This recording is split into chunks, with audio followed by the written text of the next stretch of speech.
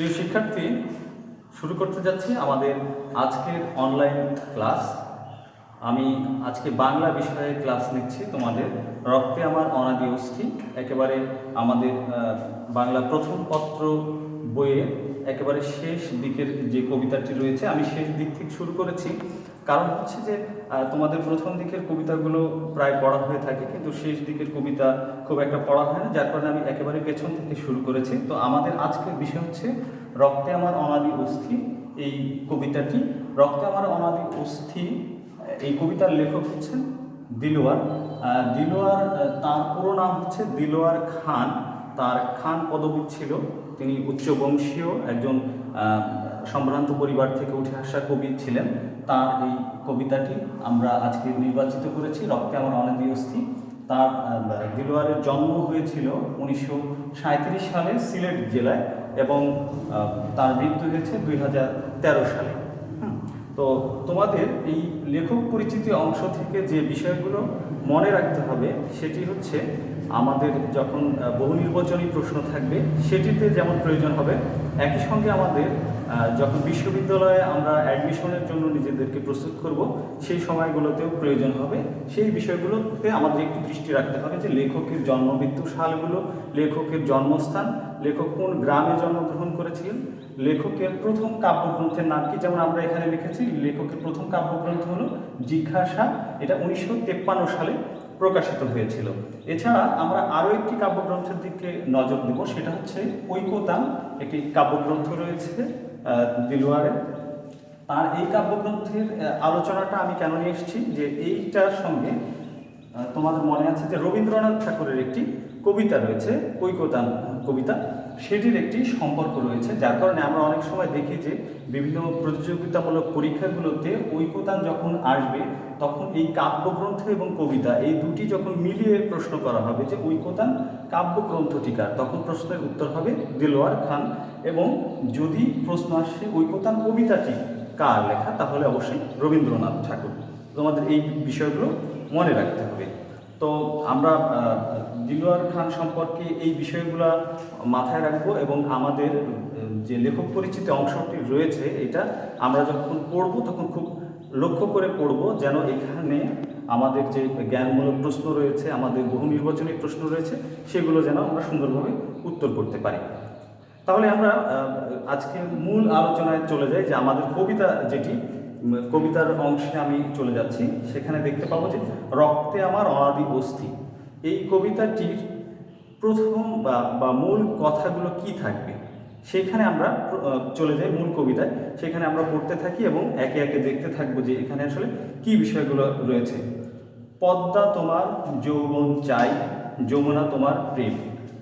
পদ্মা তোমার যৌবন চাই, যমুনা তোমার প্রেম। এই দুটি লাইন আমরা প্রথমে দেখব যে পদ্মার যৌবন চাই।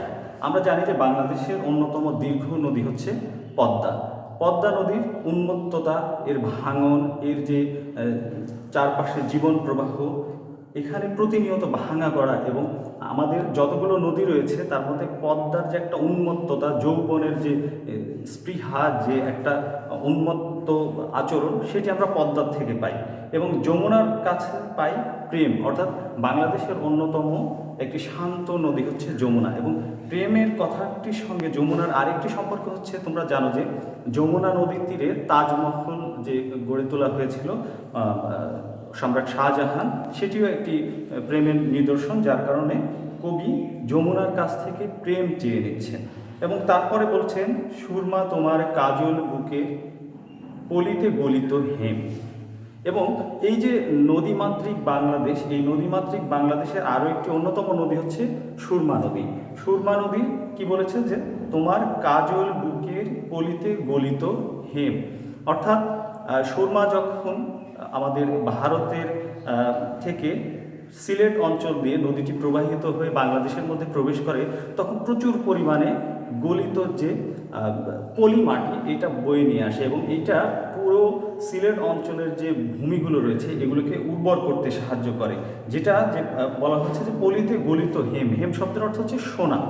হ্যাঁ, সোনা হওয়ার কারণে যে এইটা, এই যে পলি মাটি, এটি আমাদের ফসলকে উর্বরা করছে, আমাদের মাঠগুলোকে ফসলে পরিপূর্ণ করে দিচ্ছে, যেটি হচ্ছে স্বর্ণের সঙ্গে, গলিত সোনার সঙ্গে তিনি তুলনা করেছেন।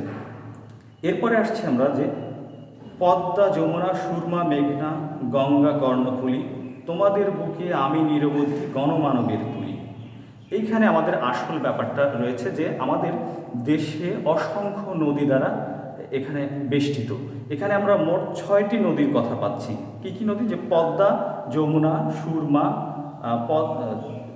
মেঘনা, কর্ণফুলী এবং গঙ্গা, যে নদীগুলোর নাম পাচ্ছি, সেখানে আমাদের এটি মূলত বোঝানো হচ্ছে যে আমাদের বাংলাদেশটাকে যদি একটি মানব দেহ হিসেবে চিন্তা করি এবং এই নদীগুলোকে যদি আমাদের শরীরের মধ্যে প্রবাহিত যে শিরা উপশিরাগুলো রয়েছে সেইভাবে আমাদের দেশের প্রতিটি অঞ্চলের মধ্যে প্রবাহিত হচ্ছে এবং পুরো ভূমিকে উর্বর করার জন্য, ভূমিকে ফুলে ফসলে ভরিয়ে দেওয়ার জন্য একটি প্রতীকী অর্থে ধরে নেওয়া হচ্ছে। কিন্তু কবি এখানে কি বলতে যাচ্ছেন? বলছে যে তোমাদের বুকে আমি নিরবধি গণমানবের তুলি।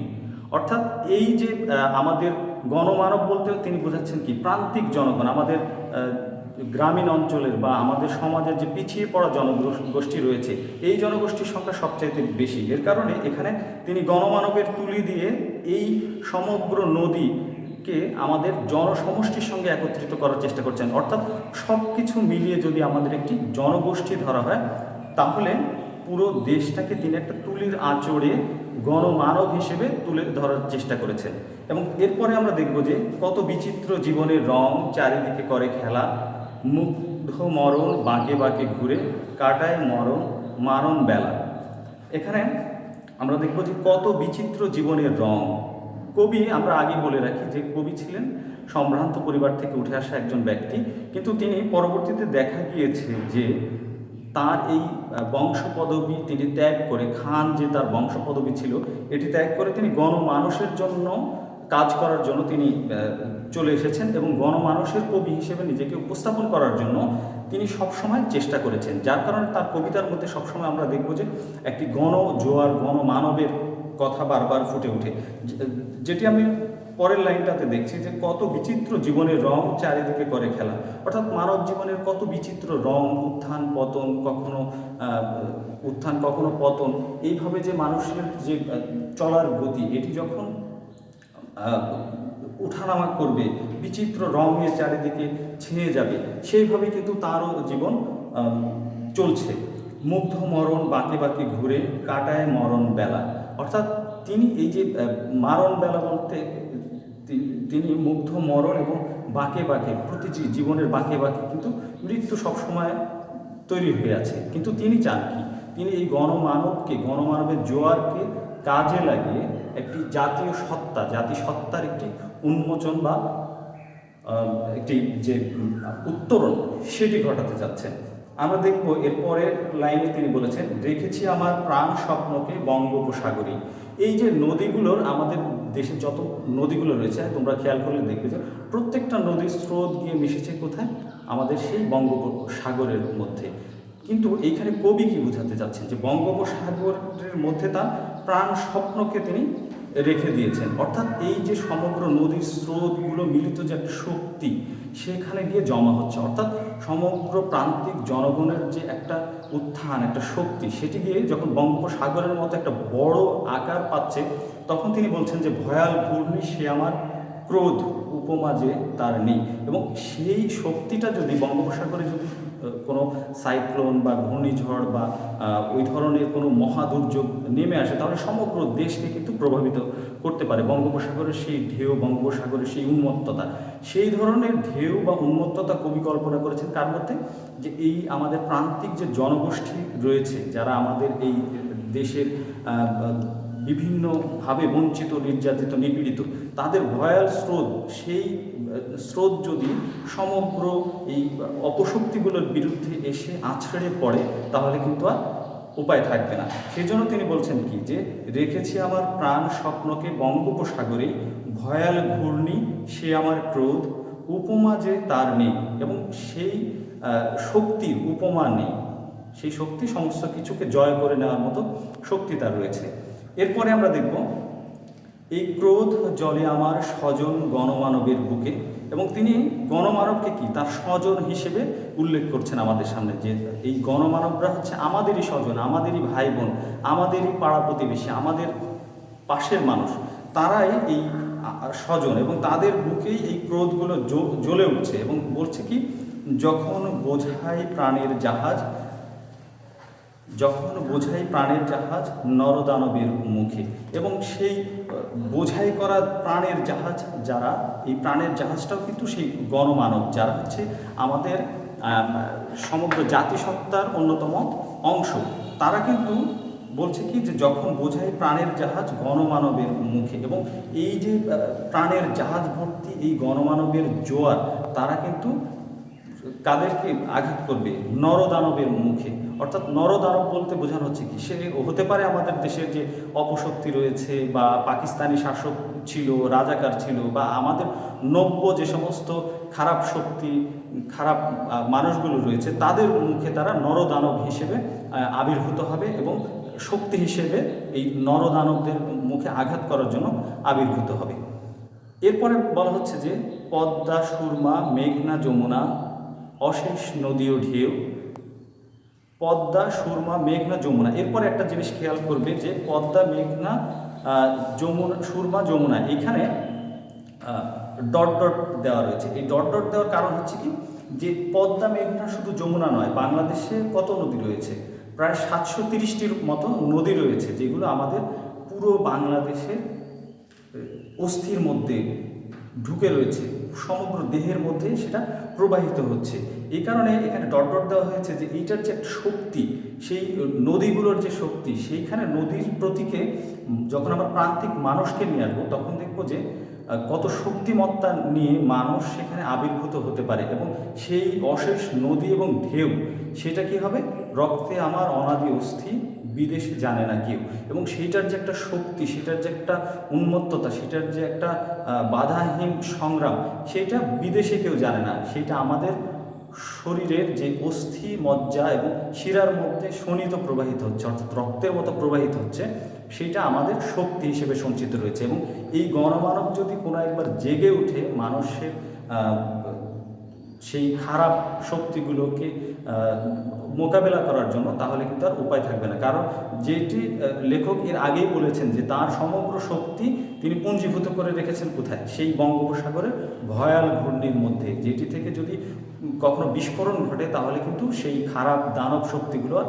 থাকতে পারবে না। অর্থাৎ তিনি এই কবিতার মধ্যে নদী এবং আমাদের এই মাতৃভূমির প্রতীকে তিনি মূলত বাঙালির যে প্রান্তিক জনগোষ্ঠীর একটি জাতীয়তা বোধ, এবং সেখানে যে একটি শক্তিমত্তার ঘূর্ণাবর্ত, একটি জমাটবদ্ধ জায়গা রয়েছে, সেটি যদি তিনি গণমানবের মধ্য থেকে তুলে নিয়ে আসতে পারেন, এবং মানুষ যদি জাগ্রত হয়, তাহলে কিন্তু এই যে অপশক্তিগুলো রয়েছে, তারা কিন্তু আর ঘুরে দাঁড়াতে পারবে না, সেখানে তাদেরকে নিঃশেষ হতে হবে। তো সেটাই হচ্ছে আমাদের এই কবিতার মূল কথা। তা আমরা আশা করছি যে তোমরা কিছুটা বুঝতে পেরেছো। যদি বুঝতে সমস্যা হয়, আমাকে তোমরা কমেন্টসের মাধ্যমে বা বিভিন্নভাবে আমার কাছ থেকে তোমরা জিজ্ঞেস করতে পারো। আমি পরবর্তীতে তোমাদেরকে আরও একটু বোঝানোর চেষ্টা করব।